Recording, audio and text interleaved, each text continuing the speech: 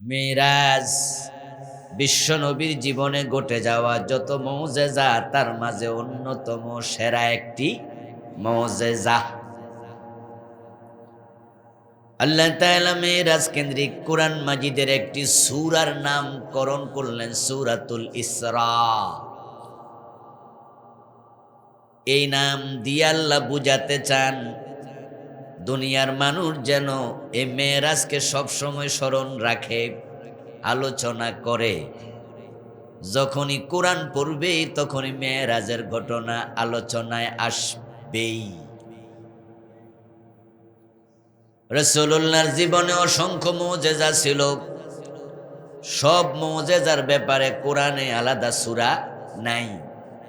এই নামে যেমন সূরা আছে, অন্য মুজিজার ব্যাপারে অনুরূপ নামে আর সূরা পাওয়া যায় না। এতে বোঝা যায় মেরাজের বিষয়টা একটি আলাদা মুজিজা। এটা বড় সেনসিটিভ একটি বিষয়। বিজ্ঞান যত আগাবে কোরআন বুঝা তত সহজ হবে, আবার বিজ্ঞান যত আগাবে নাস্তিকের সংখ্যা তত বাড়বে। কারণ যারা বিজ্ঞানী হয়, বিজ্ঞান মনস্ক হয়, তারা হয় যুক্তিবাদী টাইপের মানুষ। যে কোনো জিনিস তারা অঙ্কের হিসাব মিলাইয়া বিশ্বাস করে। এখন বিজ্ঞানীরা এবং বিজ্ঞান মনস্ক লোকেরা মেরাজের প্রসঙ্গ আসলে এটাও অঙ্কের হিসাব মিলাইয়া বিশ্বাস করতে চায় এবং চাইবে। কিন্তু কিয়ামত পর্যন্ত অঙ্কের হিসাব মিলাইয়া মেরাজ বিশ্বাস করার সুযোগ নাই। কারণ মেরাজ তো দুনিয়ার জমিনে ঘটে নাই, মেরাজ ঘটেছে সপ্ত আকাশের উপরে। আর ওইখান পর্যন্ত বিজ্ঞান পৌঁছতে পারবে না। কারণ আপনারা জানেন, হাদিসে পাওয়া যায় রাসূলুল্লাহ সাল্লাল্লাহু আলাইহি ওয়াসাল্লামকে নিয়ে জিবরিল আমিন যখন প্রথম আকাশে গেলেন, তিনি আকাশের যিনি দ্বার রক্ষী দারোয়ান, ওনাকে লক্ষ্য করে বললেন, দরজা খোলো। আকাশের ফেরেশতা তখন বললেন, মান আনতা ওয়া মান মাআক, আপনি কে, আপনার সাথে কে আছে? জিবরিল আমিন বলেন নিজের পরিচয় দিয়ে, আমি জিবরিল, এবং আমার সাথে আছে মুহাম্মাদুর রাসূলুল্লাহ সাল্লাল্লাহু আলাইহি ওয়াসাল্লাম। তখন আকাশের দ্বার রক্ষী ফেরেশতা প্রশ্ন করলেন, আউরসিলা ইলাইহি,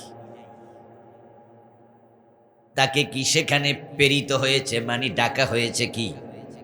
উনাকে যে সাথে নিয়ে আনছেন, আল্লাহ কি আপনাকে আনতে বলেছে? জিবরিল আমিন জবাব দেন, হ্যাঁ, উনাকে আল্লাহ নিজে ডেকেছেন। সুবহানাল্লাহ। রাসূলুল্লাহ বলেন, এই কথা শুনে তখন আকাশের দরজা উনি খুলছে। এতে বোঝা যায় আল্লাহর অনুমতি ছাড়া ফেরেশতারা আকাশের দরজা খোলে না। এখন আকাশ পার হইয়া মেরাজ ঘটল। এখন বিজ্ঞানীরা ওইদিকে রওনা দিলে তারা রকেট লইয়া আকাশ পার হইতে পারবো? ফেরেশতা খুলবো তো সেখানে যাওয়া অসম্ভব না। অঙ্কের হিসাব মিলাইয়া মেরাজে বিশ্বাস করা অসম্ভব না। তাই যারা মেরাজে বিশ্বাসী হবে তারা আবু বকর সিদ্দিকের মতো প্রশ্ন ছাড়া ঈমান আনা লাগবে। মক্কার লোকেরা মেরাজ অস্বীকার করেছিল, কারণ তারা অঙ্কের হিসাব মিলাইছিল। যখন রাসূলুল্লাহ সাল্লাল্লাহু আলাইহি ওয়াসাল্লাম মেরাজের আলোচনা করলেন, মেরাজের প্রথম শ্রোতা ছিল আবু জেহেল। মেরাজের রাতে রাসূলুল্লাহ সাল্লাল্লাহু আলাইহি ওয়াসাল্লাম যখন ফিরলেন মক্কায়, প্রিয় নবীজি বলছেন, আতাইতু মক্কাতা ক্বাবলা সুবহে, আমি সুবহে সাদেকের আগে মক্কায় ফিরে এসেছি। তাহলে মেরাজটা শুরু হয়েছিল কয়টা বাজে, কোন সময়? হাদিসে তো আমরা শুনলাম তিনি সুবহে সাদেকের আগে এসেছেন। শুরুটা হয়েছিল সালাতুল আতামার পরে। প্রিয় নবীজি সাল্লাল্লাহু আলাইহি ওয়াসাল্লাম এশার টাইমে 2 রাকাত নফল নামাজ পড়তেন, তারপর বিশ্রাম করতেন। তখন তো এশারের নামাজ ছিল না, কারণ এই 5 ওয়াক্ত নামাজ ফরজ তো হলো মেরাজের রাতে, মেরাজ হওয়ার পরে। তো রাসূলের মেরাজের শুরুতে এশারের নামাজ তো ছিল না। প্রিয় নবীজি বলেন, আমি আতামার টাইমে 2 রাকাত নামাজ পড়ে আমার স্বাস্থ্য বোন উম্মে হানির ঘরে আমি বিশ্রামে গেলাম। আনা বাইনান নাওমি ওয়াল ইয়াকযাহ ফাতানি জিবরিল। আমি তখনও অঘোর ঘুমে একবারে কপুকাত হইনি, চরম ঘুমে আমি পড়িনি। আমি ঘুম এবং জাগন দুইটার মাঝখানে, আনা বাইনান নাউমি ওয়াল ইয়াকযা, সজাগও নই আবার খুব ঘুমেও নই, মাঝামাঝি। এটাকে বলা যায় তন্দ্রা। আমি তন্দ্রাচ্ছন্ন। এর মাঝে জিবরিল আমার কাছে আসলেন, সাথে 2 জন ফেরেশতা নিয়ে আমাকে উম্মে হানির ঘর থেকে এভাবে তোলা দিয়া আমার শোয়া অবস্থায় উঠাইয়া নিয়া কাবার হাতিমের মাঝে রাখলেন। তারপরে জিবরিল আমিন আমার একবারে গলা থেকে পর্যন্ত পুরাটা কেটে ফেললেন। এগুলো কি লাগাইছো ভাই? হাতের মাঝে লাগে কুস্তাটা। জিবরিল আমিন বলেন, আমার কণ্ঠনালী এর নিচ থেকে, যেটা এখানে যে আমাদের হলক আছে, এখান থেকে শুরু করে একবারে নাভি পর্যন্ত সবটা কেটে ফেলল। আমি তখনও ঘুমন্ত, কিন্তু আমি বুঝতে পারতেছি কিছু একটা হচ্ছে, চরম ঘুমে বিভোর নই। তারপরে আমার কলবটাকে বের করে স্বর্ণের একটি পাত্রে রেখে, পাশে তো হাউজে কাউসারের পাশে তো জমজমের কোফ, ওখান থেকে পানি এনে ওই 2 জন ফেরেশতা আমার কলবটাকে ধুয়ে মুছে সাফ করে দিল। তারপরে আমার কলবের মাঝে হিকমা এবং ঈমানের পাত্র থেকে ঢেলে দেয়া হলো, আল্লাহর পক্ষ থেকে এটা আনা হলো। আমার কলবটাকে ঈমান এবং হিকমতে পরিপূর্ণ করে দিয়া জিবরিল আমিন আগের জায়গায় রেখে ফাতবাকাহু, এভাবে তিনি মুছে দিলেন। আমার বুকটা আবার জোড়া লেগে গেল। তাহলে আমরা 2টা হাদিসের শুরু এবং শেষ পেলাম। মেয়েরাজ শুরু হলো আতামার নামাজের পরে। রাসূলুল্লাহ মক্কায় পৌঁছলেন সুবহে সাদেকের আগে। তাহলে বাংলাদেশে যে কয় আয়সা দেখে দরজার কড়া নড়ে, এখনো বিছনা গরম, হুজুর পানি গড়াচ্ছে, এগুলো ভিত্তিহীন গল্প, দলিল নাই। দলিল ছাড়া ইসলামে কোনো কথার কোনো গ্রহণযোগ্যতা। আরো অনেক বাজে গল্প মেরাজ নিয়ে মানুষ বানাইছে। আমার বন্ধু আল্লাহর হাবিব সুবহে সাদেকের একটু আগ মুহূর্তে ফিরলেন মক্কায়, তারপরে নামাজ কালাম সারলেন, তারপরে ঘুরতে বের হলেন। আল্লাহর ঘরের পাশে গিয়ে দাঁড়ালেন, ঠিক হাতিমে কাবায়, যেখান থেকে মেরাজ মূলত শুরু হয়েছে। ওখানে রাসূলুল্লাহ দাঁড়ায় আছেন, পাশ দিয়ে হেঁটে যাচ্ছে আবু জেহেল। আবু জেহেল হেঁটে যাওয়ার সময় রাসূলকে দেখে বলতেছে, ভাতিজা কি খবর? আল্লাহর হাবিব বললেন, কি খবর চাচা, ভালোই তো আছি। কোন নতুন কোন সংবাদ আছে নাকি? মজা করছে, কারণ প্রিয় নবী যে খবরগুলো দিতেন আকাশ থেকে আসা ওহির মাধ্যমে, মক্কার কাফেরদের কাছে এগুলো নতুনই মনে হতো। রাসূলুল্লাহ প্রথম খবর দিলেন, লা ইলাহা ইল্লাল্লাহ, আল্লাহ ছাড়া কোনো ইলাহ আর। মক্কার লোকেরা কয় কি রে, আমরা তো জন্ম থেকে দেখছি খোদা হলো 360 জন। তাদের খোদার নাম লাত, মানাত, উজ্জা, হুবল, ইয়াসাফ, নায়েলা, আরো কত। কাবা শরীফের ভিতরে বাহিরে 360 মূর্তি। ওরা কয় খোদা আমরা দেখলাম 360 জন। আর আব্দুল্লাহর বেটা কয় খোদা কয়জন? কয় কি নতুন কথা কইতাছে রে। আমার রাসূলুল্লাহ বললেন, দুনিয়ায় সাবধানে চলিও, ঈমান আনো, আমল করো, না হয় কিন্তু আল্লাহ তোমাদেরকে আবার তার সামনে তুলে ধরবে, হিসাব নিয়ে ছাড়বে। আস ইবনে ওয়াইল কয়, কি নতুন খবর কয়, মইরা গেলে আবার তুলবো, এটি কোনো কথা হইল নি। ও রাসূলুল্লাহকে চ্যালেঞ্জ করার জন্য কবরস্থানে চলে গেল। একটা পুরাতন কবরের কবর থেকে কঙ্কাল তুলল, মাথার খুলি, ওইটা আইনা পাথর দিয়া রাসূলুল্লাহর সামনে ভাঙলো, বাইঙ্গা গুড়া গুড়া কইরা তারপর রাসূলের সামনে হাতে নিয়া ফু দেয়, এগুলো বাতাসে উড়ে গেল। এবার বলতেছ, বাতিজা মোহাম্মদ, এই যে বেড়ার মাথাটাকে আমি চূর্ণ বিচূর্ণ কইরা বাতাসের সাথে মিশাইয়া দিলাম, এইটা আবার জিন্দা হইব কেমনে? তুমি কি নতুন নতুন খবর কও? আখেরাত আবার কি জিনিস? ওদের কাছে আখেরাতটা নতুন মনে হলো, কারণ যারা এই জাতীয় কাফের নাস্তিক তারা অনেকে আখেরাতে বিশ্বাস করে না। বর্তমানেও আখেরাতে বিশ্বাস করে না এমন লোক আছে না? না। বাংলাদেশের একজন কথা সাহিত্যিক, আমি বাংলাদেশ প্রতিদিন পত্রিকা রিপোর্ট দেখে বলছি, ওনার ব্যাপারে ওনার খোদা ভালো জানেন, কোনো রিপোর্টার বানায় লেখলে এটা তার ব্যাপার। নামটা আমি ওনার বললাম না। ফেমাস গল্পকার, উপন্যাসিক। তো উনি মারা গেলেন বিদেশে ক্যান্সার হইয়া। কম বয়সী একটা মেয়েকে উনি বিয়ে করছে, তার মেয়ের বান্ধবীকে। জাস্ট একটু ইশারা দিলাম, আর কিছুই না। এটা হতেই পারে, বিয়ে করতে পারে উনি। বিয়ে তো ভালো জিনিস, বিয়ে তো আর খারাপ জিনিস না, ওটা আমার সমালোচনার কিছু না, জাস্ট চিনানোর জন্য হিজ দিলাম। তো উনি ক্যান্সারে আক্রান্ত ছিলেন, বিদেশে মারা গেলেন। উনার মৃত্যুর কয়েকদিন পরে বাংলাদেশ প্রতিদিন পত্রিকায় উনার একটি সাক্ষাৎকার ছেপেছে। ওই সাক্ষাৎকারে ওনাকে প্রশ্ন করছে, স্যার আপনি তো জীবন সায়ান্নে, শরীরের কন্ডিশন তো ভালো নয়, যে কোনো দিন জীবন প্রদীপ ধপ করে নিভে যেতে পারে। আপনার কাছে আমার জিজ্ঞাসা হলো, মৃত্যু পরবর্তী জীবনের ব্যাপারে আপনার মন্তব্য কি? তখন তিনি উল্টা সাংবাদিকরে প্রশ্ন করলেন, পিপিলিকা দেখেছ? কই জি। থাপ্পড় দাও, কি হবে? কয় মরে যাবে। এর পরে কি? কিছু নাই। আমিও তাই মনে করি।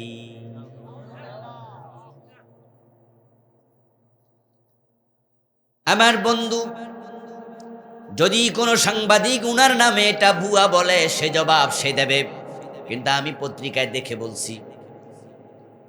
তসলিমা নাসরিন নামে একজন ভদ্র মহিলা বাংলাদেশে ছিল, এখন পলায়া ভারতে আছে।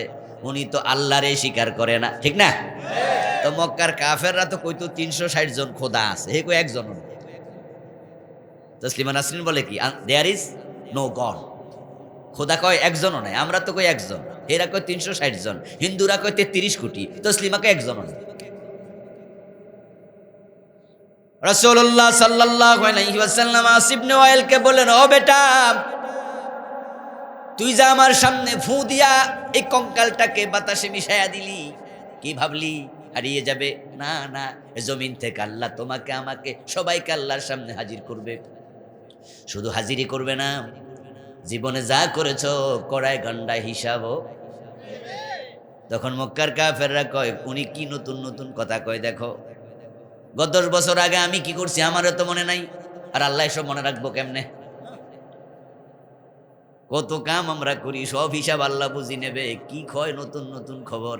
আমার রাসূল বলে, শুধু হিসাবই নেবে না, পাশ করলে জান্নাত, ফেল করলে জাহান্নামেও দেবে। মক্কার কাফেররা কয়, কয় কি রে, আবার জান্নাত করতে আইলো রে? জাহান্নাম আবার কোথায়? তারা বিশ্বাস করতো না।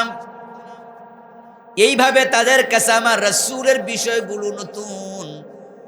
আর যে কয়টা কথা আমি বললাম সবগুলো গায়েবের অংশ। আমরা আল্লাহকে না দেখে বিশ্বাস করি, জান্নাত জাহান্নাম দেখি নাই বিশ্বাস করি, হাসর হবে, আল্লাহর সামনে হাজির হওয়া লাগবে আমরা বিশ্বাস করি। এই জন্যই তো আমাদের প্রসঙ্গে আল্লাহ তাআলা বলছেন, ওয়াবিল আখিরাতি হুম ইউকিনুন। যারা মুমিন মুত্তাকি তারা আখিরাতের ব্যাপারে দৃঢ় বিশ্বাস পোষণকারী। আল্লাহর হাবিবকে নিয়ে তামাশা করতো। তো সেদিনও আবু জেহেল যাচ্ছে, জিজ্ঞাসা করছে, ভাতিজা নতুন কোনো খবর আছে নাকি? এর মানে তুমি তো প্রতিদিন কি খবর দাও? কথা বলে না ভাইয়েরা, কি খবর দাও? আজকে কোনো নতুন খবর আছে না? রাসূলুল্লাহ সাল্লাল্লাহু আলাইহি ওয়াসাল্লাম সরল মনে জবাব দিলেন, হ্যাঁ চাচা, আজকে তো দারুণ একটা নতুন খবর আছে। নতুন খবরটা হলো, কালকে আমি মেরাজে গেছি। কেউ ফজলা চেয়ারম্যান স্যার আছে? ও সাবেক চেয়ারম্যান, মাশাআল্লাহ। আব্দুল ওয়াহাব সাহেব সাবেক চেয়ারম্যান এসেছেন, আমরা তাকে ধন্যবাদ জানাচ্ছি। মাশাআল্লাহ, জাযাকুমুল্লাহ, ধন্যবাদ। ভাই, আবু জেহেলকে বিশ্বনবী বলে, চাচা দারুণ একটি খবর আছে। গত রাতে তো আমি মসজিদ আকসায় গেছি, ওখান থেকে আমি আসমানে গেছি, তারপরে সিদরাতুল মুনতাহা। আবু জেহেল কই, বাতিজার উপরে যাইও না, এখানে থাইমা যাও। মসজিদ আকসায় যাইয়া আবার বুঝি ফিরে আইছো রাতের মাঝে? রাসূলুল্লাহ বলে, হ্যাঁ। আবু জেহেল বলতেছে, এই কথাটা যদি আমি কিছু লোক ডেকে আনি তাদের সামনে বলতে পারবানি? এর মানে সে মনে মনে ভাবে, এতদিন পাগল কইছি, পাবলিককে বিশ্বাস করে নাই অনেকেই, আজকে মুহাম্মদের মুখ থেকে এমন কথা বাইর হইতাছে, তার নিজের দলের লোকেরাও পাগল বলবে। নাউযুবিল্লাহ। কারণ আবু জেহেলের মাথায় অঙ্কের হিসাব ঢুকছে। মক্কার লোকেরা জানতো মসজিদে হারাম থেকে মসজিদ আকসার দূরত্ব 765 মাইল। কয় মাইল? 1232 কিলোমিটার। তাফসীরে কাশফ প্রণেতা সূরা বনী ইসরাইল সূরা ইসরার প্রথম আয়াতের ব্যাখ্যা আলোচনা করতে গিয়ে লিখেন, তৎকালীন যুগে মক্কা থেকে মসজিদ আকসা বাইতুল মুকাদ্দাস যেতে সময় লাগতো 40 দিন। কয়দিন? তাহলে আসতে লাগতো কয়দিন? মোট কত? আবু জেহেলের মাথায় অঙ্কের হিসাব ঢুকে গেছে। বেড়া নাকি রাতে গেছে, আবার রাতে চলে আইছে। কয় কি রে? এখন আমি যদি এটা নিয়ে হইচই করি, তাহলে তো সে আবার অস্বীকার করে বসবে, বলবে না। কারণ যে যেমন সে অন্যরে মনে করে। আবু জেহেল বলতেছে, আমি কিছু লোক ডাকি, তুমি কি ওদের সামনে বলতে পারবা? রাসূল বলে, কেন নয়, যা ঘটেছে তাই তো বলবো, বলবো না কেন? আবু জেহেল লোক ডাকা শুরু করলো, অমক কই তমক কই, আরো তমক্কার নেতা। এর মাঝে অনেক লোক জড়ো হয়ে গেল। এবার সে বলতেছে, বাতিজা বলো বলো। আল্লাহর হাবিব বলতেছে, মেরাজের কাহিনী শোনাচ্ছে। তারা হাসতে হাসতে হাততালি দেয়, কেউ নিজের চুল টানে, হইচই করছে। বলে কি বলে কি, যেখানে আসা যাওয়া 80 দিনে বেটা কয়, শুধু হেয়ানে যায় নাই, বেড়া নাকি আসমানও গেছে। কই কি?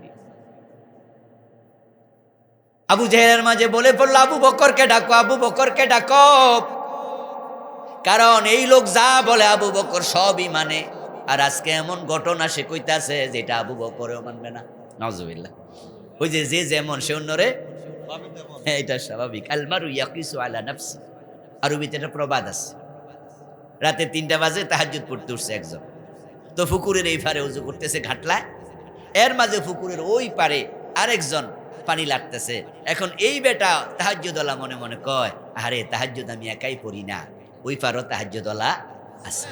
আর ওই পারে যেটা পানি লাগতেছে বেটা আসলে চুরি করে আইছে। হে আইসা চুরি করে হাত পা ধুইয়া শুইতে যাইব।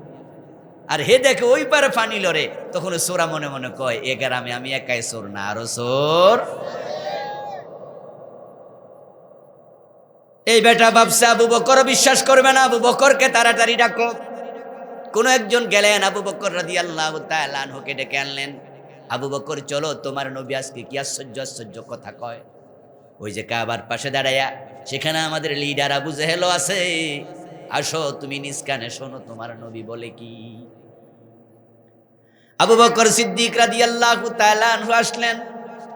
আবু জেহেল দেখে কয়, জাগাতে আগে হেরে আসতে দে। তারপর আল্লাহর হাবিবের সামনে এসে আবু বকর সিদ্দিক সালাম দিলেন, আসসালামু আলাইকা ইয়া রাসূলুল্লাহ, আইনা কুনতাল লাইলা, কাদ ইলতামাসতুকা ফি মাকানিকা ওয়া লাম আজিদকা। আবু বকর এসে রাসূলুল্লাহকে সালাম দিয়া প্রথম প্রশ্ন করলো, হে আল্লাহর নবী, গত রাতে কত খোঁজাখুঁজি করছি, যে যে জায়গায় আপনি থাকেন সব জায়গায় তথ্য তালাশ করছে, আপনারে পাই নাই, আগে কোন গত রাতে ছিলেন কই? আল্লাহু আকবার। আবু বকর কি মেরাজের খবর এখনো জানে? এখনো শুনিয়ে নেই।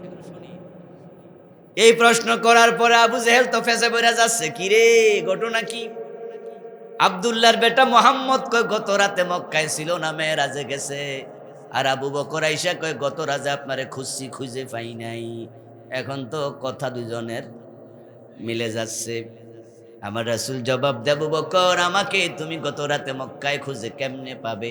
আমি তো মক্কাতে ছিলাম না, আমি ছিলাম আর আকাশের উপরে। আমি তো মসজিদে আকসা হয়ে আকাশ ভ্রমণ করতে গেলাম, আমাকে তুমি কেমনে পাবে? আবু জেহেল এবং তার দলবলের লোকেরা তারা ভাবতেছে এখনই আবু বকর আমাদের মতো মুখের উপর বলে দেবে এসব আজগবি কথা মানি না। কিন্তু প্রিয় নবী যতটুকু বললেন অতটুকু কথা শেষ হওয়ার সাথে সাথে আবু বকর জবাব দিয়া বললেন, সাদাক্তা ইয়া রাসূলুল্লাহ, হে আল্লাহ রাসূল, আপনি যা বলেন সব সত্য, আমি বিশ্বাস করেছি। আমি আলোচনা শুরু করছিলাম যে মেরাজ একটি সেনসিটিভ বিষয়।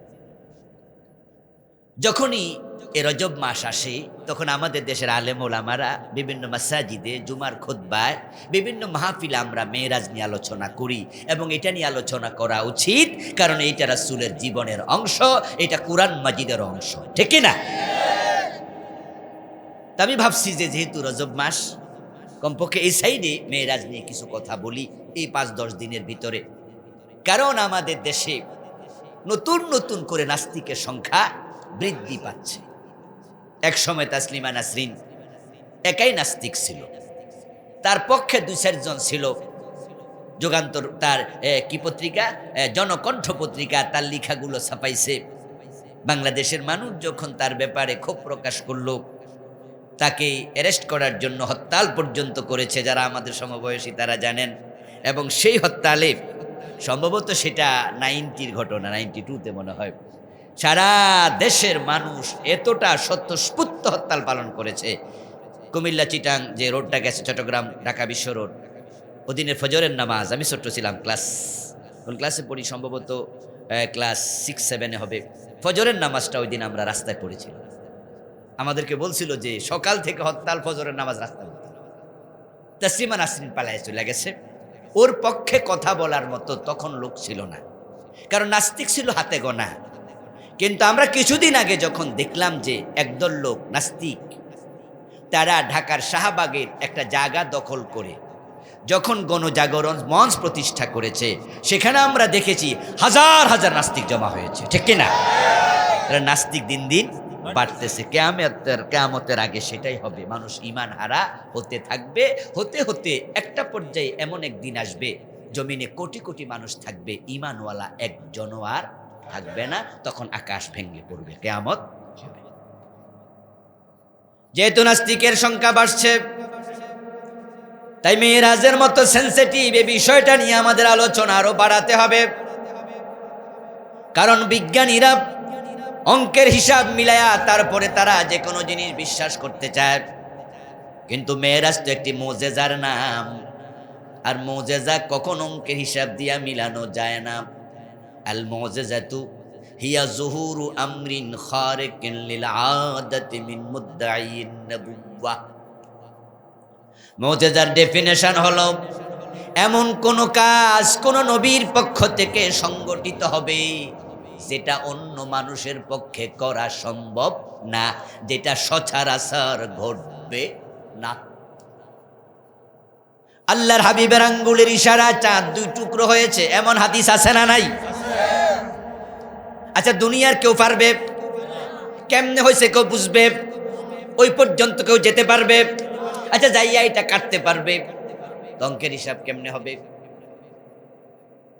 এখন মিরাজ যখন সামনে আসবে, তখন আমাদের বিজ্ঞান মনস্ক পোলাপানকে নাস্তিকরা বিভিন্নভাবে কনভার্ট করতে চাইবে, ডাইভার্ট করতে চাইবে। তারা বুঝাবে মেরাজ করা সম্ভব নয়, বিজ্ঞানের যুক্তিগুলো দাঁড় করাবে, কারণ বর্তমান যুগটাই তো বিজ্ঞানের যুগ, ঠিক নয় কি?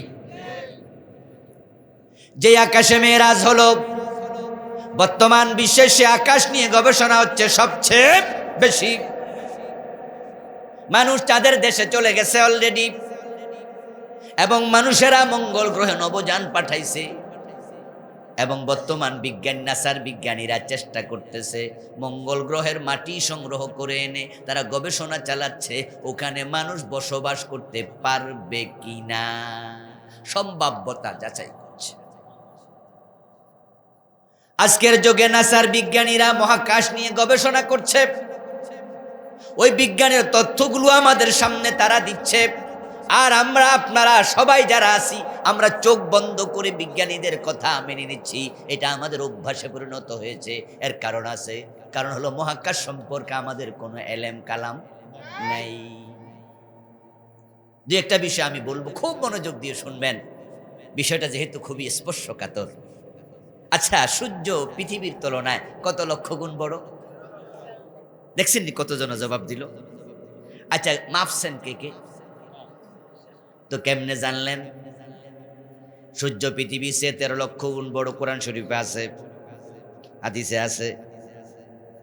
এই কথা বলেছে নাসার বিজ্ঞানীরা। এখন বলুন তো, বিজ্ঞানীদের মাঝে মদ খায় এমন বিজ্ঞানীও আছে না নাই? বিড়ি টানে আসেনি, জেনা করে আসেনি, আল্লাহরে মানে না নাস্তিক বিজ্ঞানী আছে না নাই? তো এদের কথা এত মানেন কেন? সবাই মিল্লা 13 লক্ষ গুণ কইলেন, কেউ তো 12.5 লক্ষ কইলেন না। আচ্ছা, আরেকটা প্রশ্ন করি, পৃথিবী থেকে সূর্যের দূরত্ব কত?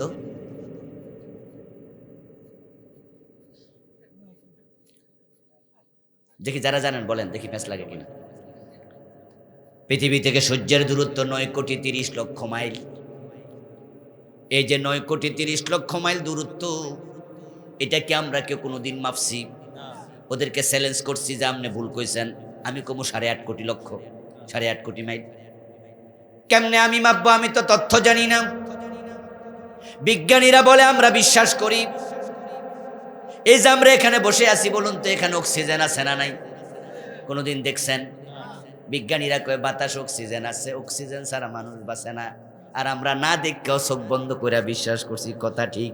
এবার সেই বিজ্ঞানীরা যদি বলে তোমাদের নবী মেরাজে গেছে, এটাও সম্ভব, মেরাজ বিশ্বাস করা যাবে না। এবার তারা 1টা 2টা 3টা 4টা কইরা প্রবলেম সমস্যা দাঁড় করায়। তখন বিজ্ঞানীদের কথা যারা আমরা বিশ্বাস করে আসতেছি, আমাদের পোলাপান তাদের কথা শুনে কনফিউজ হওয়ার সম্ভাবনা আছে না নাই? বিজ্ঞানীরা আপনার সামনে আমার সামনে প্রবলেম দাঁড় করাবে, যৌক্তিক প্রবলেম।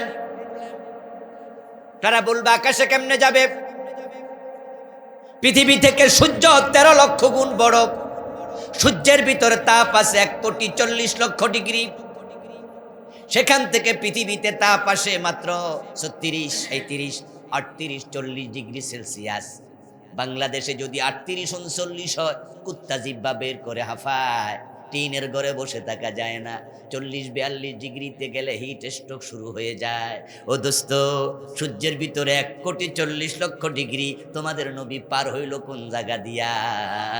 এই যে আমাদের সামনে আছে একটা স্ট্যান্ড, এখানে যে দাঁড়ায় আছে একটা মোটা রড, এটা হয়তো 700-800 হবে। এই রডটা বানাইছে আয়রন ফ্যাক্টরির ভিতরে। এত মোটা মোটা লোহার কড্ডানিয়া ঢুকাইয়া দেয়, তারপর দেখবেন আগুন জ্বালাইয়া দেয়। আগুন ওই লোহাটাকে মোমের মতো গলাইয়া দেয়। তারপরে এটা গলে গলে আচ্চাচের ভিতরে ঢুকে, আর ওখানে 100টি, 200টি, 300টি, 500টি রড আছে। যেই কোম্পানি রড বানায়, ওই রডের গায়ে তাদের নাম সহ খোদাই করে ওঠে। তাহলে বোঝা যায় আগুন দিয়ে রড গলানো যায়, লোহা গলানো যায়। যেই মাত্রার আগুনে লোহা গলায়, সেটা হলো মাত্র 1536 ডিগ্রি। মাত্র 1536, ধরেন 1550, 1550 ডিগ্রি সেলসিয়াস তাপমাত্রায় এই লোহাটা মোম হয়ে গলে যাবে। সেটার তাপমাত্রা যদি 2000 ডিগ্রি দিত, তাহলে লোহাটা পানি হয়ে তাদের নিয়ন্ত্রণের বাহিরে চলে যেত, রডই বানাইতে পারতো না। মাত্র 2000 ডিগ্রি তাপমাত্রা দিলে লোহা যদি গলে পানি হয়।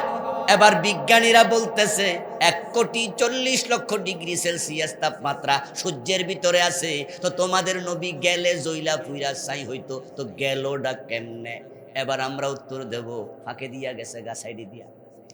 তখন তারা বলবে না, সাইডে দিয়া যাওয়ার সুযোগ নাই, আকাশে আছে ছায়াপথ, নিহারিকা পুঞ্জ, star, binary star, cluster, comet, event horizon, আকাশে আছে ব্ল্যাক হোল। তামাম আকাশ তারকায় ছায়া, তারকা ঢেকে রাখছে, তোমার নবী যাবে কেমনে? ঠিকই এমন রাতও আমরা মাঝে মাঝে পাই, আকাশে লক্ষ লক্ষ তারকা দেখা যায়, সারা আকাশ ভরা। বিজ্ঞানীরা বলছে ছোট ছোট তারাগুলো তোমরা দেখো ছোট, ছোট নয়, আকাশের ওই তারাগুলো বহু দূরে, দূরত্বের কারণে ছোট মনে হয়।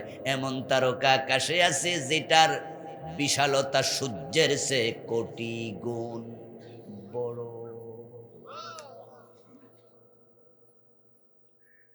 কিছুদিন আগে নাসার বিজ্ঞানীরা ব্ল্যাক হোল আবিষ্কার করল। বিজ্ঞানীরা মহাকাশে যে নভোযান পাঠায়, সেখানে পাওয়ারফুল ক্যামেরা পাঠায়, ওই ক্যামেরা আকাশ থেকে ছবি তুলে ভিডিও করে, তারপর আমেরিকার নাসায় ওরা সেখান থেকে প্রেরণ করে দেয় আমাদের মোবাইলের মাঝে। আমরা এভাবে ধরে রাখলে, লাইভ প্রোগ্রাম চালাইলে এখনকার প্রোগ্রাম কি আমেরিকা থেকে দেখা যাবে না? এগুলা কি আপনি আর আমি বানাইছি না বিজ্ঞানীরা বানাইছে? ইয়েস, তারা এটা বানায় আকাশও বানাচ্ছে। মঙ্গল গ্রহে যাওয়ার পরে, তার উপরে যাওয়ার পরে আকাশের ছবি তুলে পাঠাচ্ছে, একবারে লাইভ ভিডিও পাঠাচ্ছে। আল কোরআন দ্য চ্যালেঞ্জ, মহাকাশ বিজ্ঞান, একটা বইয়ের নাম বললাম, লিখেছেন কাজী জাহান মিয়া, 2 খণ্ডে, সেনাবাহিনীর মেজর ছিলেন উনি। কোরআনের মাঝে বিজ্ঞানের কি কি সূত্র আছে এগুলোকে পাশাপাশি আনছে, আয়াত আনছে, বিজ্ঞান আনছে। বর্তমান বিজ্ঞানীরা কি বলে তা তুলনামূলক আলোচনা করেছে, তার মাঝে ব্ল্যাক হোল নিয়ে আলাদা একটা অধ্যায় তিনি লিখেছেন। বইটা পাবেন, পড়বেন, মার্কেটে আছে, নাম আল কোরআন দ্য চ্যালেঞ্জ, মহাকাশ বিজ্ঞান 1, মহাকাশ বিজ্ঞান 2, দুটা বই আলাদা। ওই বইতে 3 নাসার বিজ্ঞানীদের তথ্য আনলেন। বিজ্ঞানীরা দেখে আকাশের মাঝে কলমের আগার নিব, ওই নিব দিয়া সাদা কাগজে যদি আপনি টোকা মারেন তাহলে একটা ছোট্ট ফোঁটা উঠবে। বিজ্ঞানীরা দেখলো মহাকাশ থেকে তাদের লাইভ ক্যামেরাগুলো ভিডিও পাঠাচ্ছে, সেখানে দেখা যায় আকাশের মাঝে এরকম ছিদ্র আছে, ব্ল্যাক, অন্ধকার, হোল মানি গর্ত, অন্ধকার গহ্বর। এর পাশে বিজ্ঞানীরা দেখে ছায়াপথ ঘুরতেছে, এমন ছায়াপথ আছে যেটার মাঝে তারকার সংখ্যা 1000 কোটি, একটা সূর্যের চেয়ে কোটি গুণ বড়, একটা থেকে আরেকটার দূরত্ব শত শত শত আলোকবর্ষ, কিন্তু সবগুলো ইলিশ মাছের ঝাঁকের মতো একটা ছায়াপথের অধীনে ঘুরতে ঘুরতে ঘুরতে ঘুরতে ওই ব্ল্যাক হোলের কাছে গেলে এক অদৃশ্য আকর্ষণের কারণে এক কোটি কোটি তারকা ব্ল্যাক হোলের ভিতরে এক নিমিষে হারিয়ে যাচ্ছে। এই দৃশ্য দেখে বিজ্ঞানীরা অবাক হলো, সুবহানাল্লাহ। ওরা তো সুবহানাল্লাহ পড়ে না, ওরা বলে কি আশ্চর্য, হাউ মিরাকল, যে এইভাবে কোটি কোটি তারকা ছিদ্রে ঢুকে কেমনে, হইচই পড়ে গেল। অথচ এই ঘটনা আল্লাহ তাআলা 1400 বছর আগে কোরআনে বলেছেন, সুবহানাল্লাহ পড়ে, লা উকসিমু বিমাওয়াকিইন নুজুম ইন্নাহু লাকাসামুন লাউ তা'লামুনা আযীম। 1400 বছর আগে আমার আল্লাহ সূরা ওয়াকিয়ার মাঝে বলছেন, মারিজ না ওয়াকিয়া, হাফেজরা ওয়াকিয়া, ঠিক আছে, সূরা ওয়াকিয়াতে আল্লাহ বলেছেন যে আমি কসম করতেছি বিমাওয়াকিইন নুজুম, ওই স্থান সমূহের যেখানে তারকাগুলো হারিয়ে যাবে। সুবহানাল্লাহ, তারকা হারিয়ে যাবে, ওই জায়গার কসম আমি আল্লাহ করছি। তারপর বলতেছে ইন্নাহু লাকাসামুন লাউ তা'লামুনা আযীম, তোমরা যদি জানতে তাহলে বুঝতে কত বড় কসম আমি আল্লাহ করেছি। মহাকাশ সম্পর্কে ওই 1400 বছর আগের মানুষ কিছু জানতই না। যেমন আমরা এখন কিছু জানি না, শুধু নাসার বিজ্ঞানীরা জানাইলে আমরা জানি, না জানাইলে আমরা জানি না। হ্যাঁ, আমি বুখারী শরীফ পড়েছি, আলহামদুলিল্লাহ, তাফসীর আমি পড়েছি। আমাদের এখানে অনেক হুজুর আছেন, তারা মিশকাত পড়েছেন, জালালাইন পড়েছেন, ইবনে কাসির পড়েছেন। কিন্তু এই আমারও যদি জিজ্ঞাসা করেন, আপনি তো বুখারী পড়ছেন, হাদিসও পড়ছেন, কোরআনও পড়ছেন, বলেন তো মহাকাশ সম্পর্কে কিছু। আমি কমু সরি, এ ব্যাপারে আমার কিচ্ছু এলেন নাই। এটা একটা সম্পূর্ণ আলাদা সাবজেক্ট। এখন মহাকাশ বিজ্ঞানীরা এগুলো বলবে যে তোমাদের নবী ওই ব্ল্যাক হোল পার হবে কেমনে, যেখানে কোটি তারকা হারায়া যায়। সূর্যের চেয়ে কোটি গুণ বড় তারকা আছে, ছায়াপথ আছে, নিহারিকা পুঞ্জ আছে, এগুলো পার হবে কেমনে? এই আগুন পার হতে পারবে না। আমাদের বিজ্ঞান মনস্ক পোলাপান এগুলো পইরা আসুই না, বলবে ব্যস্ত লাইগা গেছে, আসলে গেলটা কেমনে? হিমালয় পর্বতের চূড়ার নাম এভারেস্ট, উচ্চতা হলো 29,000 ফিট। যারা সেখানে ওঠে দেখবেন তাদের পিঠের মাঝে অক্সিজেনের বোতল থাকে, কারণ যখন আকাশের দিকে মানুষ যাবে, উপরে যাবে, বায়ু কমবে, বায়ু শূন্যতা তৈরি হবে, যেখানে বাতাস থাকবে কম সেখানে অক্সিজেনের শূন্যতা আসবে, তাই পিঠের মাঝে অক্সিজেন নিয়ে আকাশে ওঠা লাগে, উপরে ওঠা লাগে। তারা 29,000 ফিট উপরে গেলে যদি অক্সিজেনের বোতল লাগে, 1400 বছর আগে তোমাদের নবী আসমানে গেল, অক্সিজেন ছাড়া বাঁচলো কেমনে? এই তোমাদের নবী যে গেল আসমানে, তখন কি অক্সিজেনের বোতল বানানো হতো? সুতরাং নাস্তিক বিজ্ঞানীরা বলবে যে এইসব মেয়ারাজ টেরাজ ঠিক না। নাউজুবিল্লাহ পড়েন। এখন আপনার ছেলে তো বলবে, আব্বা জবাব দাও, কথা তো ঠিক, কেমনে গেল? বিজ্ঞানীরা বলবে যেই কোনো জিনিস তুমি ছেড়ে দাও, আপনি এই কাগজটা যদি ছেড়ে দেন এটাও নিচের দিকে পড়ে যাবে। প্রশ্ন হলো কেন পড়ে? উত্তর হলো গ্র্যাভিটেশন ফোর্স। জমিনের মাঝে আছে মধ্যাকর্ষণ শক্তি, যেই কোনো স্থূল দেহ টেনে ধরে রাখবে।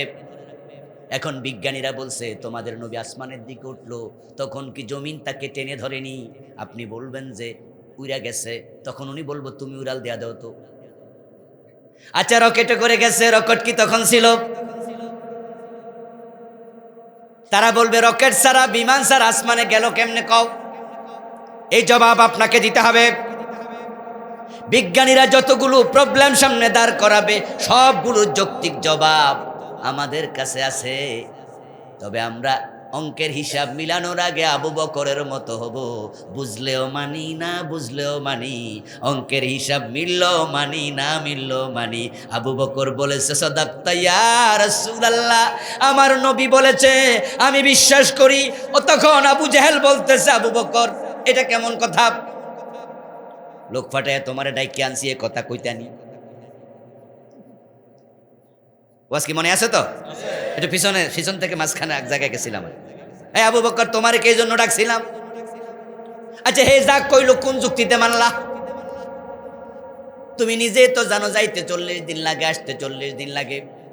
আর তৎকালীন যুগে তো বাহন ছিল 3টা, একটা হলো গাদা, আরেকটা হলো ঘোড়া, আরেকটা হলো ওট। মরুভূমিতে গাদা এবং ঘোড়া চলতে পারবে না, কারণ শত শত মাইল পানি নাই, পানি না খায়া মরে যাবে। এজন্য বাহন শুধু একটা, সেটার নাম হলো ওট। ওটকে মরুভূমির জাহাজ বলে।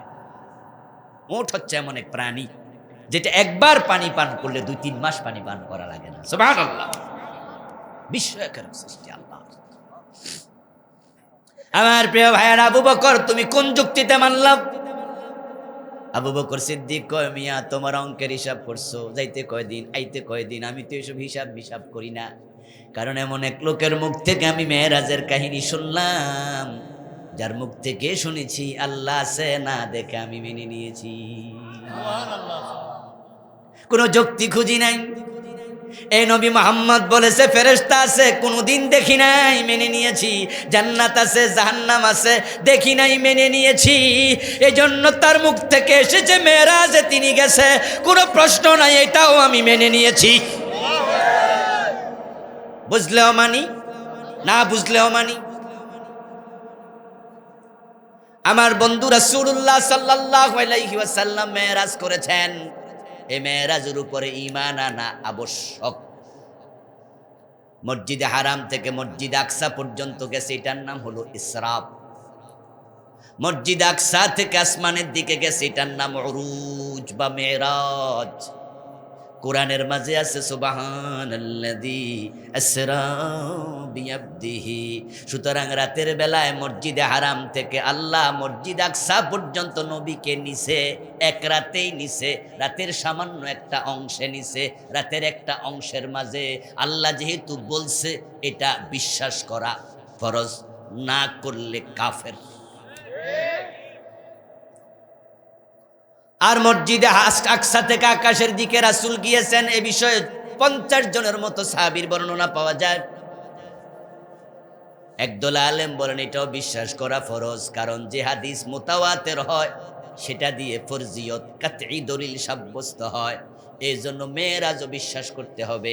আর একদল আলেম বলেন যেহেতু আসমানের দিকে গেছে, এটা হাদিস দিয়ে সাব্যস্ত, এজন্য এটা কোরআনের মতো নয়।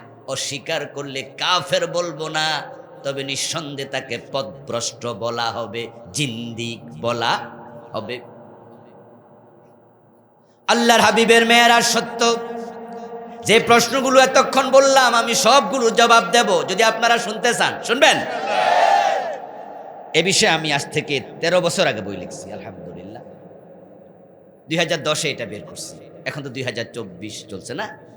হ্যাঁ, মিরাজ আধুনিক বিজ্ঞানে বইয়ের আমি নাম দিয়েছি। তো এই বই লিখতে গিয়ে আমি ডান বাম সবগুলো এনেছি। তো যেহেতু বই লিখছি, নিঃসন্দেহে যারা লিখেনি তাদের তুলনায় আমার হয়তো একটু গবেষণা এই বিষয়ে বেশি থাকতেই পারে, থাকা উচিত, যেহেতু বই লিখছি, আন্দাজে তো আর লেখা যাবে না। বিজ্ঞানীদের প্রশ্নগুলো সলিড, প্রশ্নগুলো অ্যাবসুলেট, বাট প্রত্যেকটা প্রশ্নের জবাব আছে, এবং যেটা আমি আন্দাজে দেব না, এটাও বিজ্ঞানীদের কথা থেকেই দেব, এবং সেটা আমাদের ইমানের তাকাজা কোরআন থেকে দেব ইনশাআল্লাহ। যেটা আপনি শুনবেন, শুনে আপনার পরবর্তী প্রজন্ম এই প্রশ্নের মুখোমুখি হলে জানাবেন। এই ভিডিওর মাধ্যমে তাম দুনিয়ার মানুষের কাছে যাবে, নিশ্চয়ই ভিডিওটা নাস্তিকদের চোখেও পড়বে, নাকি? তারাও বুঝবে যে এই প্রশ্নের জবাব তো আছে। আমার বন্ধু ছোট্ট একটা অংশে জবাব দিয়ে বাকি অংশে যাচ্ছি। বিজ্ঞানীরা বলতেছে আকাশে কেমনে গেল, গ্র্যাভিটেশন ফোর্স কেন ধরে রাখলো না? আমরা জবাব দিচ্ছি বর্তমান মহাকাশ বিজ্ঞান, অ্যাস্ট্রোনমি, কসমোলজি, মহাজাগতিক বিজ্ঞান, জ্যোতির্বিজ্ঞান, তার একটা অংশের নাম হলো এসকেপ ভেলোসিটি, বাংলায় বলে মুক্তিগতি। যে থিওরিকে সামনে নিয়ে তারা নবযান বানায় আসমানে পাঠায়, সেটা হলো নবযান যদি আসমানে যেতে চায়, মহাকাশ যদি নবযান পৌঁছতে চায়, দুনিয়ার গ্র্যাভিটেশন ফোর্সকে ভেঙ্গে চুরে তারপরে মহাকাশে যেতে চায়, তাহলে এমন গতির নবযান বানাতে হবে যেটার প্রতি সেকেন্ডে গতি হবে 8 মাইলের বেশি, ঘন্টায় হওয়া লাগবে কমপক্ষে 25,000 মাইল। এই জন্য যত রকেট তারা আকাশে পাঠায়, প্রত্যেকটার গতি ঘন্টায় 25,000 মাইলের বেশি। যদি এর চেয়ে কম হয় তারা আকাশে পৌঁছতে পারবে না, গ্র্যাভিটেশন ফোর্স তাকে ফিরে নিয়ে আসবে। তাহলে এসকেপ ভেলোসিটি আমাদেরকে যে তথ্য দিল, সেটা হলো মহাকাশে যেতে হলে প্রতি সেকেন্ডে গতি লাগবে 8 মাইলের। কত মাইল বলুন? এলেম বাড়ি পর্যন্ত নিয়েন, কত মাইল? রাসূলুল্লাহ যেই নবযানে করে গেছেন সেটার নাম ছিল বোরাক। কি নাম? বোরাক শব্দটি এসেছে বারকুন থেকে। বারকুন শব্দের অর্থ হলো বিদ্যুৎ। এখন যেই বাহনটা আল্লাহ পাঠাইছে সেটা বোরাক ছিল, এবং বোরাক শব্দটি বারকুন থেকে এসেছে। বিদ্যুৎ যদি হয় বিদ্যুতের গতি সম্পন্ন প্রাণী, তাহলে বিদ্যুতের গতি ঘন্টায় 8 মাইল, 10 মাইল, 20 মাইল, 50 মাইল, না 1,86,00,000 মাইল? 1,86,000 মাইল। 1,86,000 মাইল বিদ্যুৎ প্রতি সেকেন্ডে যায়। এটাও কি থিওরি? আমরা না বিজ্ঞানীদের? তাহলে বিজ্ঞানীরা বলছে বিদ্যুতের গতি প্রতি সেকেন্ডে 1,86,000 মাইল। আর আমার নবী বলতেছে, শোনো, ফেরেশতা জিবরিল আমার বুকটাকে সমান করে দিল, দেওয়ার পরে আমাকে এমন একটা বাহনে তুললো যেটার নাম বোরাক। ওই বোরাকের গতি কেমন, সে খালি চোখে যতটুকু দেখে এক লাফ দিলে ততটুকু চলে যেতে পারে। আচ্ছা, আমরা যখন দিনের বেলা সূর্য দেখি তখন সূর্য 9,30,00,000 মাইল দূরে, তা ঠিক আছে, কিন্তু আমাদের দেখতে কোনো সমস্যা হয়? তাহলে আমাদের চোখের গতিটা কি সূর্যের গতির চেয়ে, তা আলোর গতির চেয়ে কম না বেশি? ইয়েস, মাশাআল্লাহ, বুঝতে পারছেন। কারণ সূর্য থেকে তাপ আসতে দুনিয়াতে 8 মিনিট 19 সেকেন্ড লাগে। সূর্য যখন ওঠে তখন তার তাপটা দুনিয়ার দিকে প্রতি সেকেন্ডে 1,86,000 মাইল গতিতে আসতে থাকে, কিন্তু দূরত্ব তো 9,30,00,000 মাইল। এজন্য আসতে আসতে সময় লেগে যায় 8 মিনিট 19 সেকেন্ড। কিন্তু আমরা যখন সূর্য দেখি আমাদের দেখতে কয় সেকেন্ড লাগে? 1 সেকেন্ডও লাগে না। তাহলে বুঝতে হবে সূর্যের গতি, তাপের গতির চেয়ে আমাদের চোখের গতি। আচ্ছা, এবার বলুন তো, সূর্যের পরে যে তারকাগুলো আছে মাঝে মাঝে কি আকাশ আমরা সেগুলো দেখি না? ওই যে ছোট ছোট, এগুলো কত দূরে বিজ্ঞানীরা অনেকে জানে, ওটা তারা মাপতে পারেনি এখনো।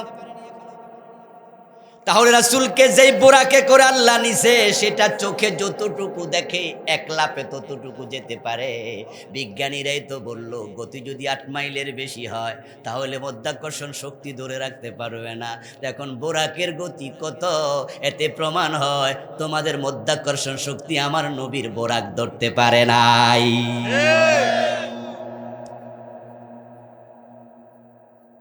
ও প্রিয় ভাই, বলতেছিলাম মেরাজ কোরআনে আছে, হাদিসে আছে, বিশ্বাস করতে হবে। প্রথম অংশ ফরজ ইসরা, কোরআন দিয়ে সাব্যস্ত। দ্বিতীয় অংশ উরুজ মেরাজ, হাদিস দিয়ে সাব্যস্ত। 50-এর মতো সাহাবী এই বিষয়ে হাদিস বলেছে। ইমাম ইবনে কাসির রাহিমাহুল্লাহ, উনার তাফসীর ইবনে কাসিরে উনি একাই আনছে 25 জন সাহাবীর বর্ণনা। এক বিষয়ে এত সাহাবীর হাদিস পাওয়া যায় না, খুব কম, খুব কম। মেরাজ নিয়ে 50-এর মতো সাহাবী হাদিস বলেছে। আমার এই বইটাতে আমি 41টা হাদিস আনছি। পরিতাপ হলো, দুঃখের কথা হলো, যেই বিষয়ে তো হাদিস পাওয়া যায়, কিন্তু আমাদের দেশের অধিকাংশ বক্তা মেরাজ নিয়ে যখন ওয়াজ করে, এমন ওয়াজ করে যেটা কোরআনেও নাই, হাদিসেও নাই। যে বিষয়ে এত হাদিস, ওয়াজ করার সময় হাদিসের কাছে যায় না, এখানে করে হিয়ানে করে। অধিকাংশ আলোচক, এখানেও 2-1 জন আছেন, হয়তো আপনি আগামী জুমা আলোচনা করবেন, আমার এই ওয়াজগুলো আপনার কাজে লাগবে ইনশাআল্লাহ। খতিবরা এখানে অনেকে আছে। আমাদের দেশে মেরাজের আলোচনা যখনই ওয়াজরা শুরু করি আমরা অনেকে, তখনই ফার্স্ট কাজই হলো রাসূলকে আরশে আজিমে নিয়া তারপরে শুরু করে যে আল্লাহ তাআলা রাসূলকে জিবরিল পাঠাইয়া আরশে নিয়ে গেছে, এবং আরশে আল্লাহ তাআলা যখন রাসূলকে নিয়ে যান তখন জিবরিল আমিন সিদরাতুল মুনতাহায় গিয়ে বলছে, আমি আর সামনে যাইতে পারবো না, যদি আর এক কদম আমি সামনে যাই তাহলে আমার ফাঁকাগুলো জ্বলে পুড়ে ছাই হয়ে যাবে। আর আপনারা কোন সুবহানাল্লাহ, অথচ ঘটনা মিছা।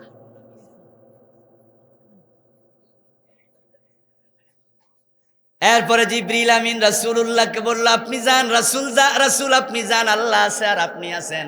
এবার রাসূল নাকি চলে গেছে, একবারে আরশে আজিমে গিয়ে জুতা খুলতে চাইছে, আল্লাহকে জুতা খুলবেন না, আপনার পায়ের দুলার জন্য আরো অপেক্ষা করতেছে। পাবলিক কয় সুবহানাল্লাহ, তো কথা মিছা। রাসূলুল্লাহ সাল্লাল্লাহু আলাইহি ওয়াসাল্লামকে জিবরিল আমিন বললেন, ওয়ালাউ তাকাদ্দামতু খাতওয়াতান লাহতারিকান্না, যদি আমি আর এক কদম সামনে যাই আমি জ্বলে যাব। প্রখ্যাত মুহাদ্দিস আব্দুল্লাহ ইবনে সিদ্দিক আল উমারি রাহিমাহুল্লাহ, উনি বলছেন, মাদিহুর রাসূলিল আযম কিতাবের নাম আল বুসুরি লিখেছেন। আমাদের মাওলানা আব্দুল মালেক কওমি অঙ্গনের বড় আলেম, বর্তমানে বেঁচে আছেন। একজন ছিলেন হাদিস বিশারদ ডক্টর আব্দুল্লাহ জাহাঙ্গীর রাহিমাহুল্লাহ, নাম শুনছেন? আরেকজন হাদিস বিশারদ বেঁচে আছেন মাওলানা আব্দুল মালিক। উনার বইয়ের নাম প্রচলিত জাল হাদিস। এই বই তো তিনি বলেছেন মাওলানা মুহাদ্দিস আব্দুল্লাহ ইবনু সিদ্দিক আল উমারির বক্তব্য, মিনাল গুলুব বিল মাজমুম, বড় নিকৃষ্টতম বাড়াবাড়ি, জামহম, তাদের ধারণা, আন্নান নাবিয়্যা সাল্লাল্লাহু আলাইহি ওয়াসাল্লাম লাম্মা বালাগা সিদরাতাল মুনতাহা তাআক্খারা জিবরিল ফাকালা ওয়ালাউ তাকাদ্দামতু খাতওয়াতান লাহাতারিকান্না। সিদরাতুল মুনতাহায় গিয়া জিবরিল আমিন বললেন, আপনি সামনে যান, আমি যেতে পারবো না। উনি পিছিয়ে গেলেন, যদি সামনে যাই আমি জ্বলে যাব। হাদা কিযবুন কাবীর, এটা জঘন্য মিথ্যা।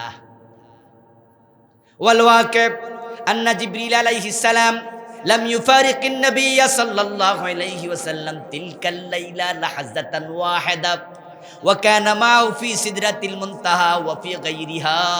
তারপর উনি বলছেন, জিবরিল আমিন ওই রাত্রিতে মক্কা থেকে শুরু করে সফর করে আবার মক্কা ফিরা পর্যন্ত প্রিয় নবীজিকে এক সেকেন্ডের জন্য আলাদা করেন নাই, সারাক্ষণ রাসূলের সাথেই ছিলেন। আচ্ছা, তাহলে জিবরিল আমিন আসমানে ওখানে গিয়া বলছে যে আমি পুড়ে যাব, এ কথা মিথ্যা, এটা আমার কথা না, মুহাদ্দিস সাহেব বললেন। এবার আল্লাহ কি বলে শুনুন। কোরআন মাজিদ আল্লাহ বলছেন যাহা, এটাও প্রমাণ করে কাহিনী যে আগাগোড়া মিথ্যা। কারণ আল্লাহ তাআলা বলেছেন আল্লাযীনা ইয়াহমিলুনাল আরশা ওয়া মান হাওলাহু ইউসাব্বিহুনা বিহামদি রাব্বিহিম। আল্লাহ কোরআনে বলেন যারা আল্লাহর আরশ কাঁধে নিয়ে আছে এবং আরশের চারপাশে আছে ফেরেশতা, তারা সবাই আল্লাহর তাসবিহ পড়তেছে। এবার বলুন তো, আরশ যে কাঁধে নিয়ে আছে হেরা কেউ ফুরল না, কারণটা কি? ইয়াহমিলু আরশা রাব্বাকা ফাওকাহুম ইয়াওমাইযিন সামানিয়া। আরেক আয়াত আল্লাহ কোরআনে বলে আল্লাহর আরশ বহনকারী ফেরেশতা হলো 8 জন। কয়জন? 8 জন ফেরেশতার কাঁধের মাঝে আল্লাহ আরশ রেখেছেন। তারা আরশ কাঁধে নিয়ে আল্লাহর তাসবিহ পড়তেছে। ওমার পাশে যে ফেরেশতা আছে ওদেরকে বলা হয় কাররিবিয়ুন। একাররুবিয়ুন ফেরেশতার সংখ্যা কত জানি না, তাফসীর বিশারদরা বলছেন কোন একজন ওয়াসাফুহুম মিয়াতু ওয়ালফিন ওয়ালা ইহসা আদাদুহুম, কাতার সংখ্যা হলো 1 লাখ। প্রতি কাতারে কত লাখ ফেরেশতা, তার সংখ্যা অগণিত, শুধু আল্লাহ জানে। সবাই তাসবিহ পড়তেছে, অথচ ফেরেশতাদের নেতা হলো জিবরাইল। উনি বলতেছে সামনে গেলে জ্বলে যামু, আর লাখ লাখ ফেরেশতা আরশের চারিপাশে কেউ জ্বলে না, ঘটনাটা কি? ফেরেশতাদের নেতা কে? কথা বলতে হবে কে? তো জিবরাইল একা জ্বলে যাইব আর লাখ লাখ ফেরেশতা জ্বলে না, ঘটনা কি? এবং তারা বলতেছে রাসূলুল্লাহ সাল্লাল্লাহু আলাইহি ওয়াসাল্লাম আরশে উঠেছেন, পায়ে জুতা ছিল। তাহলে আমার প্রশ্ন হবে, ওই জুতাগুলা তো নিশ্চয় মক্কার বাজার থেকে কিনছে, তো জুতাগুলা পরল না কেন? জিবরিল যদি পুরা যায় জুতা পরল না কেন? আল্লাহর হাবিব যখন মেরাজে যান গায়ে কি কাপড় চোপড় ছিল না? এগুলো তো মক্কার বাজার থেকে কিনছিল। যেমন আমরা আমাদের বাংলাদেশের বাজার থেকে কাপড় কিনে গাদ দেই, আমার রাসূলও তো মক্কা থেকে কিনছে। জিবরাইল পুরা যায়, এখন কাপড় চোপড়ও পরে না, জিবরাইলের দাম বুঝি এত কম। আওয়াজ আলোচনা করতে গিয়ে হযরত আপনারা বলছেন যে আরশে আজিমে রাসূলুল্লাহ গেছে। হ্যাঁ বন্ধু, আল্লাহর হাবিব যদি আরশে আজিমে যেত, এই কথাটা কোরআন হাদিসে থাকতো, এটা তো আমাদের গর্বের ব্যাপার ছিল। কারণ রাসূল আরশে গেলে দেখা হইতো কার সাথে? কথা কয় না? আল্লাহ আছে কই? আরশের উপরে। আর রহমান আলাল আরশিস্তাওয়া, আর রহমান আলাল আরশিস্তাওয়া। তাহলে যেখানে কোরআনে আছে ফাকানা কাবা কাউসাইনি আও আদনা, ওই আয়াতের ব্যাখ্যা কি?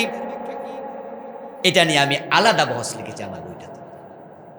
সুম্মা দানা ফাতাদাল্লা ফাকানা কাবা কাউসাইনি আও আদনা, অতঃপর দুজন এতটা নিকটবর্তী হলেন যেমন ধনুকের 2 পাশ অত নিকটবর্তী থাকে। এখন লোকজন বলতেছে এই তো আল্লাহর কাছে গেছে, এজন্য আমি আলাদা বহস এনেছি। 8-10টা তাফসীর থেকে রেফারেন্স আনছি, সব মুফাসসির বলছে আল্লাহর সাথে নয়, এটা জিবরিলের সাথে। কারণ জিবরিল আমিন রাসূলুল্লাহ সাল্লাল্লাহু আলাইহি ওয়াসাল্লামের সাথে 2 বার সাক্ষাৎ দিয়েছেন সশরীরে। কয়বার? আর অন্য শুরুতে দেখছেন হাজার হাজার 24,000 বার জিবরিল এসেছে। আল্লাহর নবী তাকে নিজস্ব শুরুতে দেখছে মাত্র কয়বার? আর বাকি কত গেল? 23,998 বার। এটা দেখছে অন্য শুরু। বিশেষ করে একজন সাহাবীর শুরুতে জিবরিল বেশি আসতো, হযরত দাহিয়ায়ে কালবি, খুব সুন্দর মানুষ ছিলেন। রাসূলুল্লাহ সাল্লাল্লাহু আলাইহি সাল্লামের কাছে বিভিন্ন লোকের শুরুতে আসতো।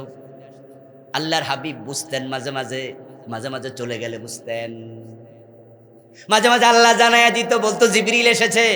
আল্লাহর হাবিব মনে করতো কোনো মানুষ সাক্ষাৎকার নিয়েছে।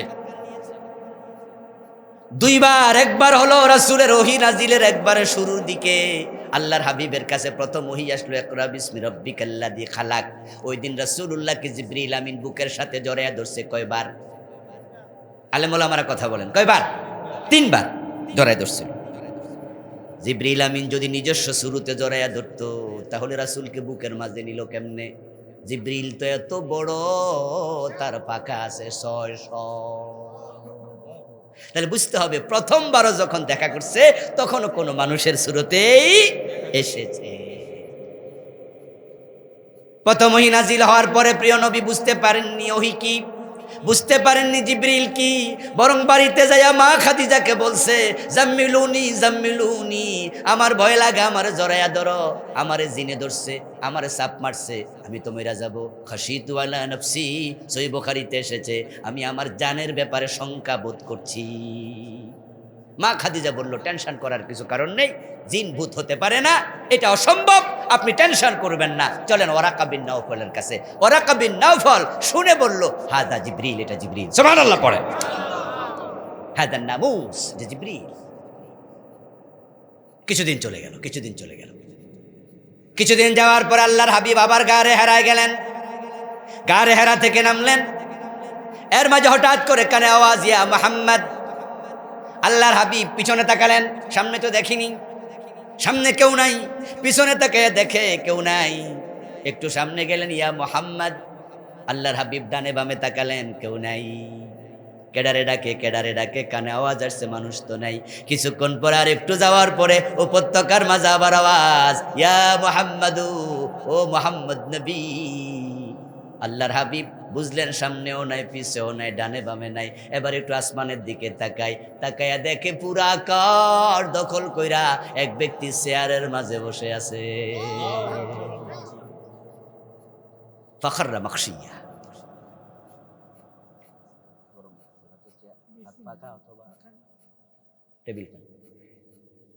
ফাখররা মাখশিয়া, এমন বিশাল বডি আর কোনদিন রাসূলুল্লাহ দেখেন নাই।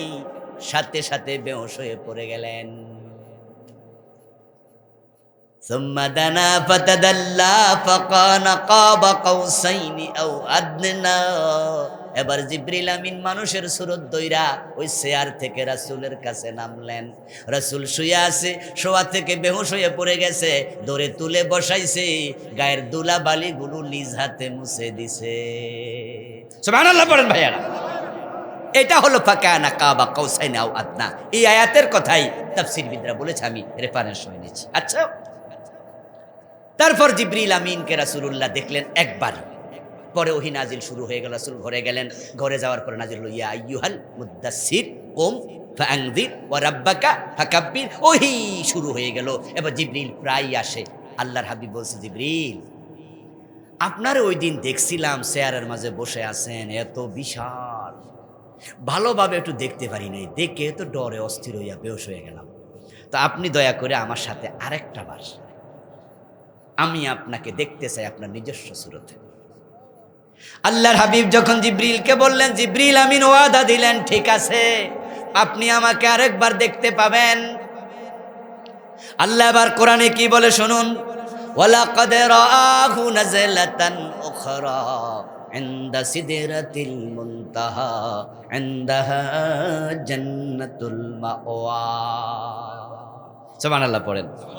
ওয়ালাকাদ রাআহু নাযলাতান উখরা। আল্লাহ বলে, জিবরিল আমিনকে আমার রাসূল দ্বিতীয়বার দেখলেন। তাহলে আগের বার গেল ওখানে, এখন দ্বিতীয়বার দেখলেন কোথায়? ইনদা সিদরাতিল মুনতাহা, সিদরাতুল মুনতাহার কাছে।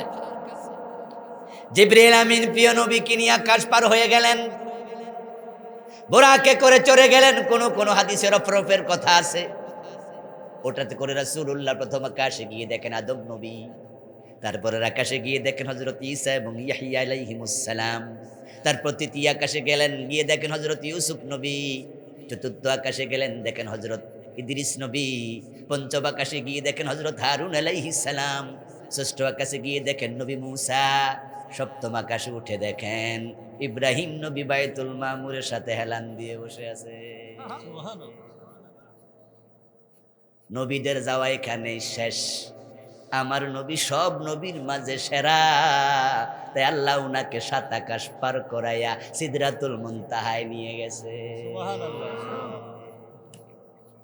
তিনি যে সবচেয়ে সেরা নবী, মেয়ের রাস্তার একটা প্রমাণ। কারণ ইব্রাহিম নবী পর্যন্ত সপ্তম আকাশে গিয়ে শেষ, এর উপরে আর কোন নবী যায় নাই।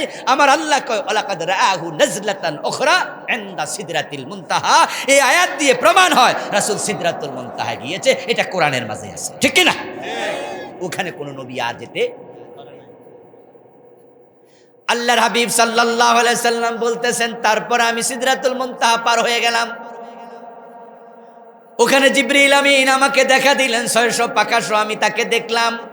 আজকে আর আমি বেহুশ হই নাই, কারণ জিবরিলের সাথে এখন আমার পরিচয় বন্ধুত্ব, ঠিক না? পরিচয় বন্ধুত্ব। তারপরে জিবরিল আমিন আমাকে সঙ্গে করে সামনে গেলেন। সেখানে যাওয়ার পর আমার কানের মাঝে আওয়াজ আসলো, কে যেন খসখস করে কলমে কাগজে কিছু লেখছে কলম দিয়ে। এটার নাম হলো মাউদাউ শরীফিল আকলাম, মাকামু শরীফিল আকলাম। আমি জিবরিলকে প্রশ্ন করলাম, ভাই জিব্রাইল, খসখস করে কলমে কাগজ, কলমে লেখা আওয়াজ, এটা কিসের আওয়াজ আমি বুঝছি না, কিন্তু কানে শুনতেছি। জিবরিল আমিন জবাব দেয়, আল্লাহর নির্দেশে ফেরেশতারা মানুষের তাকদীর লিখতেছে।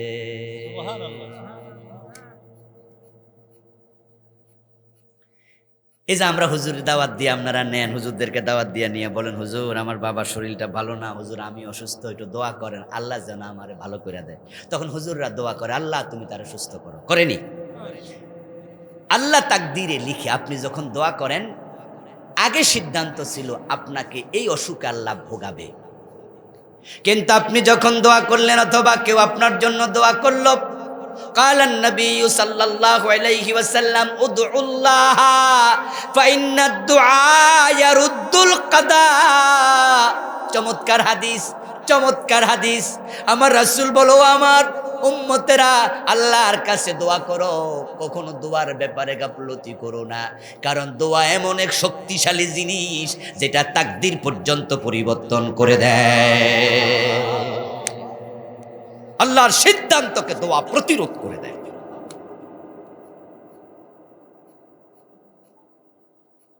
আমার প্রিয় ভাইয়েরা, এখন আপনি যে দোয়া করলেন আল্লাহ আমারে মাফ করে দাও, অথচ আমল নামায় তো গুনাহ ছিল। এবার আল্লাহ বলো, ও ফেরেশতারা, আমার বান্দা ক্ষমা চাইছে, মাফ করে দাও। তখন আমল নামার গুনাহগুলো তারা কেটে দেয়। আপনার অসুস্থতা ছিল, আমল আপনার লেখা ছিল তাকদীরে এই বেটার অসুখ থাকবো এতদিন, কিন্তু আপনি দোয়া করছেন, আল্লাহ দোয়া কবুল করে বলে, ও ফেরেশতারা, তার তাকদীরটা পরিবর্তন করে দাও। কুল্লা ইয়াউমিন হুয়া ফী শান। ও নবীজি, আপনার রব অলওয়েজ কর্মরত। এই জন্য আল্লাহ নির্দেশে আমরা নিজেরাই তো বাংলাদেশ সহ পৃথিবীতে দেখি কত রাজা জেলখানার কয়েদি হয়, কত পথের কাঙ্গাল রাজা হয়ে যায়, কত পাহাড় সমুদ্রে মিশে যায়, আর কত সমুদ্রে জসর গজায়া যায়, কত কোটিপতি ফকির হইয়া যায়, কত ফকির কোটিপতি হইয়া যায়। মানুষের তাকদীর লিখার আওয়াজ আপনার কানে আসছে। আমি এ বই লিখতে গিয়ে আল্লাহর হাবিব মেরাজের সফরে কোথায় কোথায় গেছে এগুলো হাদিসে খুঁজতে থাকলাম। এই কথার বাহিরে আর কোনো হাদিস আমি পাই নাই। সর্বশেষ মাকামুস শরীফে আকলাম। এখন যদি আপনি বলেন যে না, রাসূলুল্লাহ আরশে গেছে, তাহলে অবশ্যই আপনাকে কোরআন থেকে দলিল দিতে হবে। দিতে হবে না? দলিলবিহীন কথা হবে? মেরাজের ব্যাপারে যখনই কোনো আলেম আলোচনা করবে বা আপনি আলোচনা করবেন, মাথায় রাখবেন এই মেরাজের কাহিনী 3 ব্যক্তিতে সীমাবদ্ধ। কয় ব্যক্তি? কারণ মেরাজে নিচে কে? গেছে কে? সঙ্গী কে? মাশাআল্লাহ। মেরাজে যিনি নিলেন তিনি আল্লাহ। আল্লাহর কালামের নাম কি? তাহলে কোরআনে পাওয়া লাগবে, ঠিক কি না? আচ্ছা, আল্লাহ কি আমাদের কারোর সাথে কথা কইব? সম্ভব? তাহলে আমরা যখন কথা বলবো কোরআন থেকে বলবো, অথবা রাসূল যিনি সফরে গেছেন তিনি বলবেন যে আমি এই কাম মেরাজের রাতে করছি। যেমন রাসূলুল্লাহ নিজে বলছেন আমি জান্নাতে দেখছি, আমি জাহান্নামে দেখেছি, এই দেখেছি, ওই দেখেছি, ওই দেখেছি, ওই দেখেছি। রাসূল বলে নাই? তাহলে রাসূলুল্লাহর মুখ থেকে শুনতে হবে আমি মেরাজের রাতে আরশেও গেছি, কিন্তু কোনো হাদিসে যদি না পাওয়া যায় বানায়া বলার কোনো সুযোগ নাই। আবেগের নাম ইসলাম না, দলিলের নাম ইসলাম।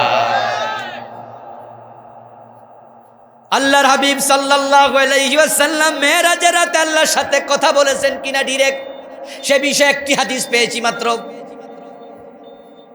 আসলে মেরাজের ঘটনাটা বড় চমৎকার ঘটনা, এমন বিস্ময়কর ঘটনা আমার বন্ধু রাসূলের জীবনে খুব কম ঘটেছে।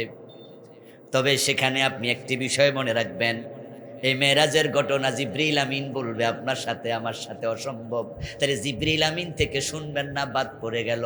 এখন কোরআন হাদিসের বাইরে আন্দাজে কোনো কথা বলার সুযোগ আর নাই।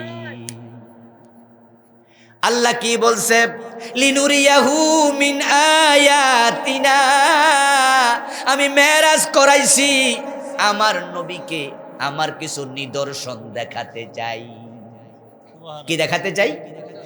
লিনুরিয়াহু মিন আয়াতিনা, আমি আমার নিদর্শন দেখাইতে আনছি, আমি আল্লাহরে দেখাইতে আনি নাই। যদি আল্লাহ বলতো আমারে দেখাইতে আনছি তাহলে আমরা বলতাম অবশ্যই রাসূল আল্লাহকেও দেখেছে। বলছে আমি আমার নিদর্শন দেখাতে চাই, এ হলো কারণ। এবার কোরআনে আরেক সূরা যান, সূরাতুন নাজমে আল্লাহ বলছে ওয়ালাকাদ রাআ মিন আয়াতি রাব্বিহিল কুবরা। বাংলা অর্থ হলো আমার নবী তার রবের বড় বড় নিদর্শনগুলো অলরেডি চোখে দেখে ফেলেছে। নাকি আল্লাহ বলছে আমার দেখছে? তাহলে আল্লাহ বলছে আমার নিদর্শন দেখেছে।